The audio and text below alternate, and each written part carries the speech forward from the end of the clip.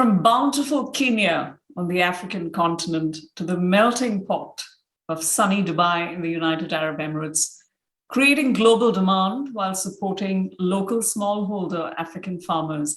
These are qualities and skills not only sought after in entrepreneurial thinkers today, but also those that are well entrenched in the duo featuring in today's segment of Entrepreneurial Edge.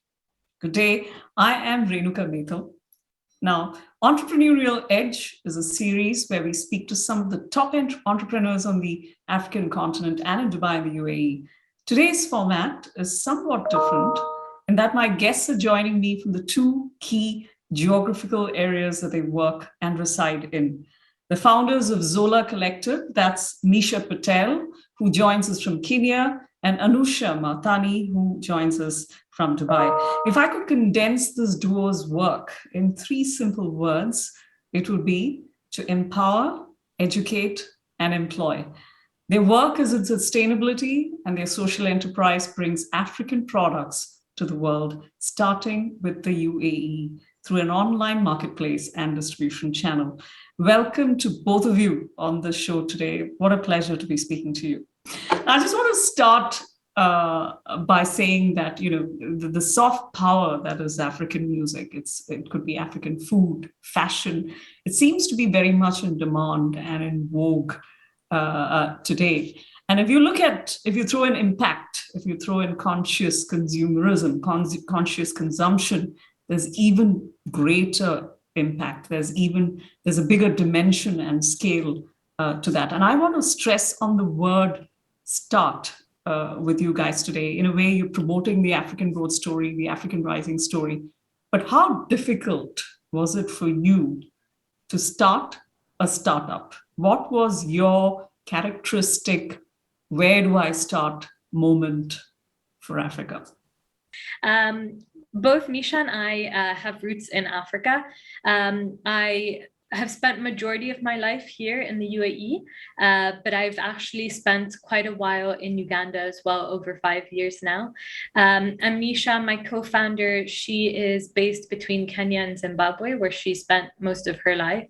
The two of us met while we were doing our master's degree in London, and we realized that we both had roots in Africa, and we always wanted to do something to empower the small businesses that we'd come across while we spent time in Africa, whether it was like traveling from one part of the continent to the other. We'd always come across small businesses on the side of the road selling baskets or products that were in demand in Europe, but still weren't available in the UAE. So our first product range, we started with superfoods, and we started with baobab powder, moringa powder, and hibiscus tea, all very natural and grown in abundance in Africa, primarily harvested by female farmers. And these female farmers actually support their entire communities with the harvest from these products.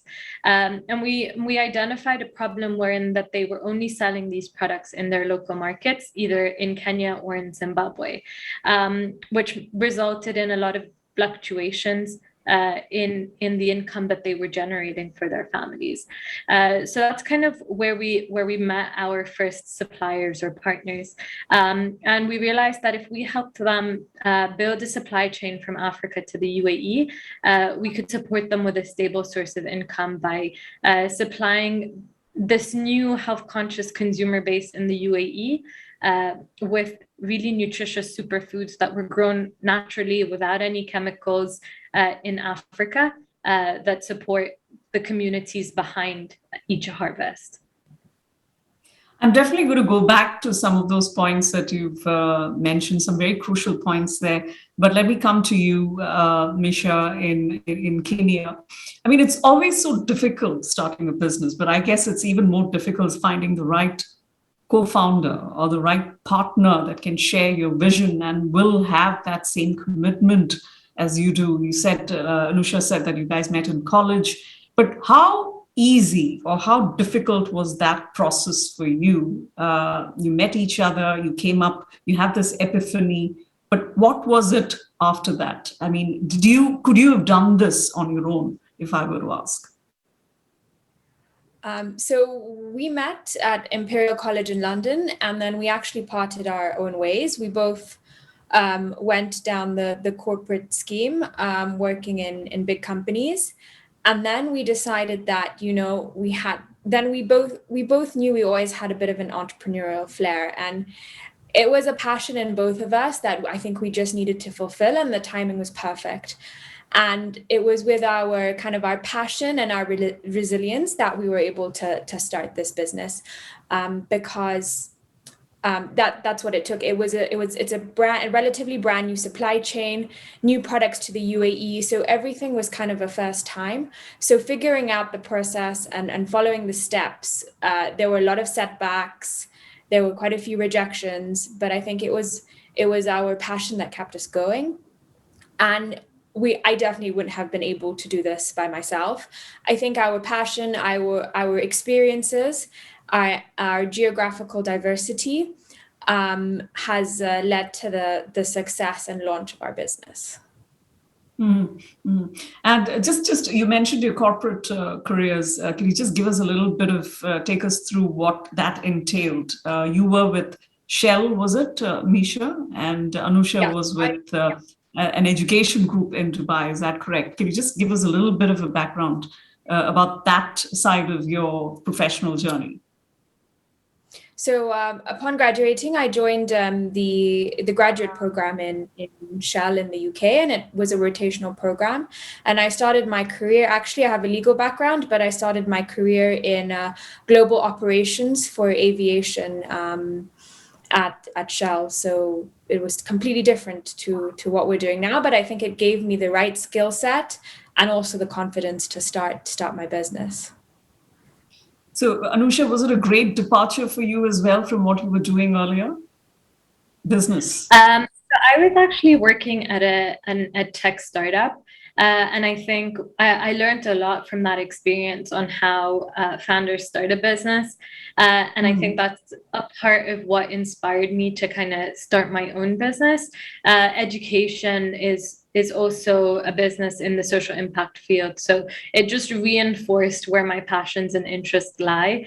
It was also great to learn from other people on the different functions of a business. And because it was a startup, I got to actually wear multiple hats, all the way from sales and business development to like product and tech. So I think I had that exposure to multiple different areas, which really did help us when launching Zola Collective. And in terms of barriers to entry, Misha spoke about certain challenges and failures that you had, and failures are important in an entrepreneur's life cycle. But what were the typical barriers of entry that you found, not perhaps in the UAE, but starting out in Kenya? Misha, if you can answer that. Yeah, sure. So I think the biggest barrier to entry we both faced was unconscious bias across all the different kinds of people we'd interact with, from getting the right paperwork in place to, in Africa, to finding the right retailers in the UAE. We found for the longest time we weren't taken seriously.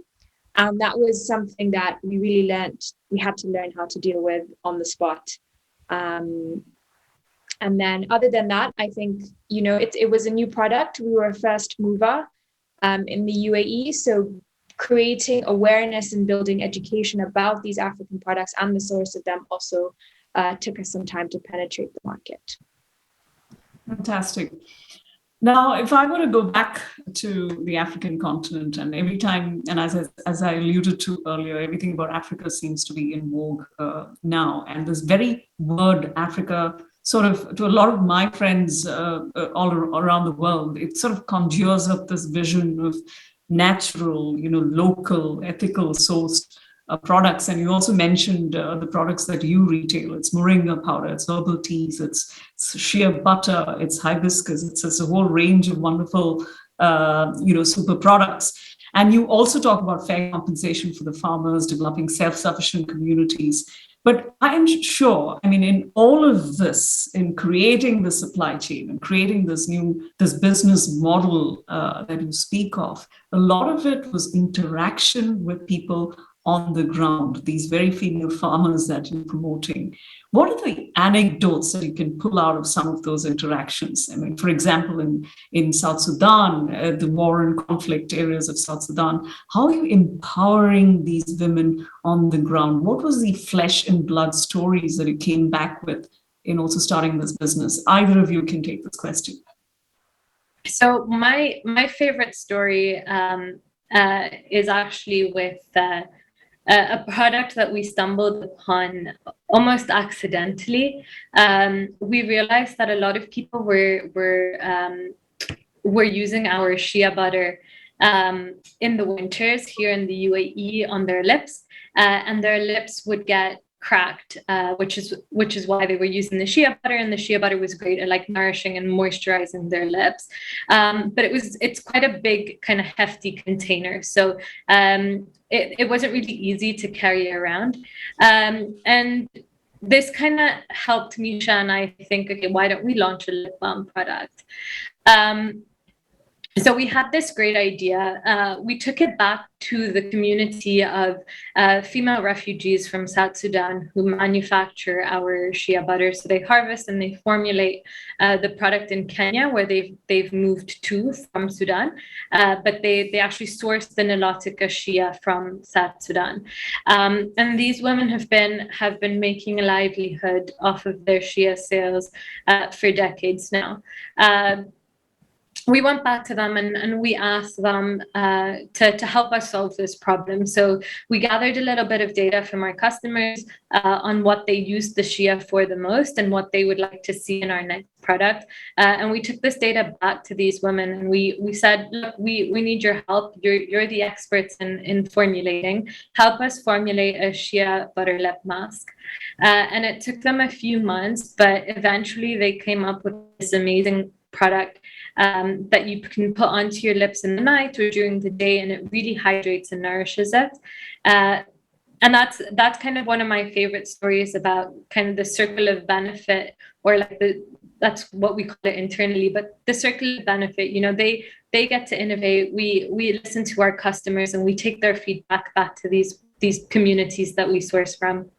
And then we go around innovating around a core natural product in Africa, and we're commercializing it in completely different ways. And I think when these women saw the different products that they'd now made with one natural product, they were quite impressed with what they could do.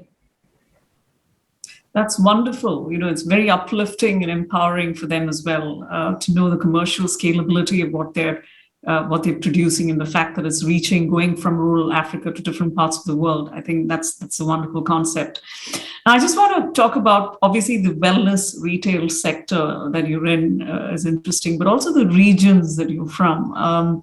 Kenya is popularly known as Silicon Savannah, and of course, Dubai, the UAE in particular, is developing as a knowledge-based economy and attracting a lot of funding, investors, a lot of the technology, new ideas, innovations. But again, I would like to ask, because of that, and there's a lot of talk about increased UAE and Africa trade, thankfully. But what, on the flip side, as a corollary to that, what were the kind of what do you think are the kind of perceptions that people in the Middle East, and this question is for you, Anusha, do you think they have about Africa in terms of the regulations that we have, in terms of the red tape that they have to overcome, in terms of policies, in terms of political stability? What is the perception that the UAE currently has of the African market? So I think this took us a few months to realize after we launched our first product in the UAE. So a lot of indigenous African products aren't popularly known. So resurrection bush, for example, has been used as a herbal remedy in Africa for COVID over the past 2 years. And it's one of our best-selling items here, but it did take us a while to kind of get this product approved for retail in the region because no one had ever heard of it before. So from a red tape perspective, we were one of the first pioneers, not only to to try and get this product out of Africa, because it had never actually been exported out of the continent. So getting all the paperwork in place prior to exporting and all the health certification was quite a big hurdle that we crossed eventually. And I think internally it's a milestone we both celebrate till date. And then kind of raising awareness here in the UAE about the benefits of these products, the source and the social impact is also quite a big task that we have ahead of us. I think the UAE is still an emerging market, and a lot of people know about the great products that come from Italy and the rest of Europe, but they're not really aware just yet of what or how great a product that can be when it's made in Africa. And I think both Misha and I have taken it upon ourselves to push this message in all our communication. And it's part of the reason why we started the Zola Collective, because we really do want to put African products on the map and make people aware of the fact that there are really good, high quality, luxury or premium quality products that come out of the continent that aren't only better for your health because they're not genetically modified or grown with a lot of chemicals, but they're also good for the communities that we source from. And that's been a long journey, I think, and we're both playing the long game in kind of pioneering that here in the UAE. Mm-hmm. Understandable, and creating a difference to the communities. And you know, Misha, I should come back to you. We've touched on the supply chain. We've touched on you know, the messaging that we've got to get right. But this must have been particularly difficult during the pandemic. How did you? And this is a new company. This is a young company. You're on your way up. But how did you pivot? You know, how did your supply chain adjust to the demands of the pandemic? And that was a very crucial time for you as well. So I think the pandemic was one of the best learning lessons we had. We started off our business sourcing 3 superfoods from Zimbabwe. And then during the pandemic, when borders were shut, it was very difficult to, you know, there was no options for freight. It was very difficult to move product. We decided that we had to innovate, and we had to just find more product, be it, you know, the same product from different parts of the continent or new products. And as we were on that mission during the pandemic, we slightly changed our business model and started aggregating multiple African businesses onto our platform. So we started off with Zola Foods, and our idea was to just, you know, supply, you know, source African superfoods and become an F&B brand. But during COVID, when we just sat and did our research and spoke to local people, we realized there were millions of products, amazing products made by craftsmen, micro businesses, and just harvested that we felt we needed to, you know, popularize. So during COVID, we switched to the Zola Collective, and we then immediately started all virtually. We put together a virtual QC process, and I think we added about 20 products to our range, ranging from natural beauty to home decor and jewelry, supporting many more businesses during the pandemic. Right. Just let me shift gear a bit, and this question will be for Anusha in Dubai. Lifestyle diseases always associated with the big metropolises, and I'm sure the demand for health food, the demand for the superfood that you retail is also growing. But this is a market. The market in the UAE is pretty tough to enter. You know, there's a lot of competition, as I imagine, in the health food sector. But how did you manage? You know, very briefly, if you can tell us, how did you manage to navigate around that? So because we work directly with the communities that we source from, we definitely have a competitive edge over private label companies, which is primarily what you'll see in the UAE. And this has kind of led us to price competitively with other similar superfoods in the UAE. But we also have a lot of unique or innovative products that a lot of our competitors don't have. And I think with this growing trend in being health conscious, we've seen more and more demand for products that you can actually source from a lot of other countries. And I don't think a lot of people are aware, but avocados are native to Africa, especially Kenya, where Hass avocados are grown. And of late, we've seen one of our best-selling items grow very, very quickly, and that's the extra virgin avocado oil, as people are switching from refined oils to cold-pressed oils, and are learning more about the origins of where these products are from, which is really helping to shift the gear on purchasing decisions. And finally, a lot of what we do is we try to tell the story of our products on our packaging. So when a customer sees a product on the shelf, they're more inclined to pick up our packaging because it looks a lot more attractive than the ones that they'll see of competitors. But we also have the social impact story on our packaging.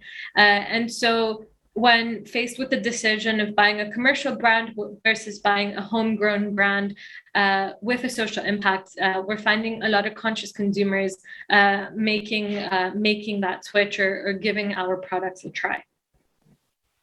And what about expanding to other markets? Is anything else on the cards? Maybe Europe, the UK? Okay. I was just going to say our next market that we'd like to focus on is the UK market. All right, fantastic. And I'm sure there's a great awareness for products from Africa as well in the UK market. Just one last question before I sign off. I mean, I see this a lot as the editor of the Forbes Africa magazine. We have a lot of young people on the continent who are making it as entrepreneurs at the age of 20, 25.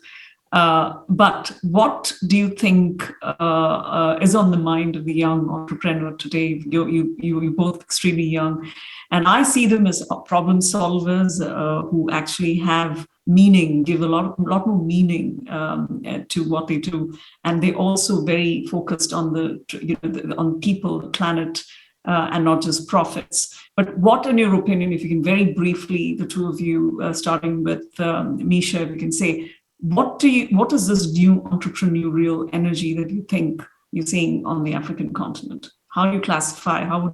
What would you say about the young entrepreneur, the startup entrepreneur in Africa? Well, I just think all the entrepreneurs, the young entrepreneurs see, the passion comes from a sense of responsibility that we've grown up with, and we all feel, I feel like everyone is feeling that they have to create a profit with a purpose. And there's a lot of focus on social responsibility in every aspect of the operation or the supply chain or the business. So I think the energy comes from giving back and empowering and improving livelihoods, environment, and generations to come. I think we've all seen a shift in the way we think, and that that drive to do better, create better is what the energy is all about. Great. And Anusha? I think I definitely echo what Misha said. I would just add that I think a lot of millennials and Gen Z are now pushing to aligning with a sense of community. And I think what we're doing at the Zola Collective, and a lot of new entrepreneurs and businesses are doing, they're building a community around the business. So you can actually give back to the communities you source from, which is quite important to future generations. You feel more connected to the people you're sourcing from or you're consuming from, and there's a big movement towards kind of going back to the earth and going back to nature, especially because of COVID. And I think a lot of new businesses that are coming up here are going back to that core value that I think modern day consumerism has fled so far away from. Fantastic. Going back to the earth, going back to nature, going back and giving back to the nature and the communities that you serve.